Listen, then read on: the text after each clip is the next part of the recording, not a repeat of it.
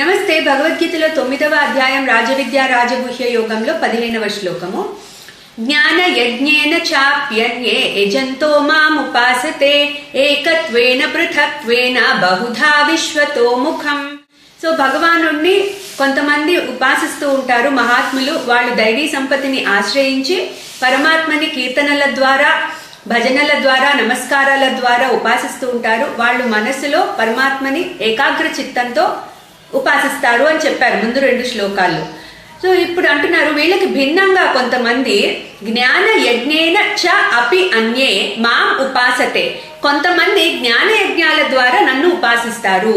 So జ్ఞాన యజ్ఞము అంటే ఏంటంటే పరమాత్మ యొక్క జ్ఞానము తెలుసుకోవడానికి ప్రయత్నిస్తూ పరమాత్మని ఉపాసించడం. సో ఈ జ్ఞాన యజ్ఞంలో భాగంగా ముగ్గురు గురించి చెప్తున్నారు. కొంతమంది ఏకత్వేన పృథక్త్వేన బహుధా విశ్వతోముఖం. సో ఈ జ్ఞాన యజ్ఞం చేసేవాళ్ళు 3 రకాలుగా నన్ను ఉపాసిస్తారని చెప్తున్నారు. ఏకత్వేన అంటే నేను వేరు పరమాత్మ వేరు అనే భావన వాళ్ళకు ఉండదు. వాళ్ళు ఎప్పుడూ పరమాత్మతో ఏకత్వ స్థితిలో ఉంటారు. సో అటువంటి వాళ్ళు ఏకత్వేన అట్లా ఉపాసిస్తారు భగవానుణ్ణి.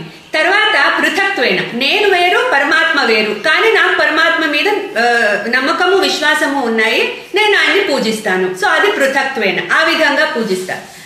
మూడోది బహుధా విశ్వతోముఖం.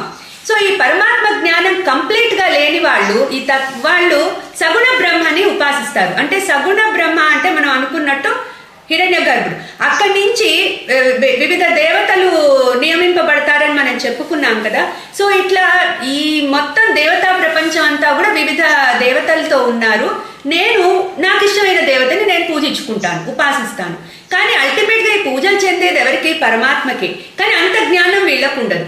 బట్ ఆ దేవత ఒక దేవతని నేను ఉపాసిస్తున్నాను అనే నమ్మకంతో ఉపాసిస్తారు.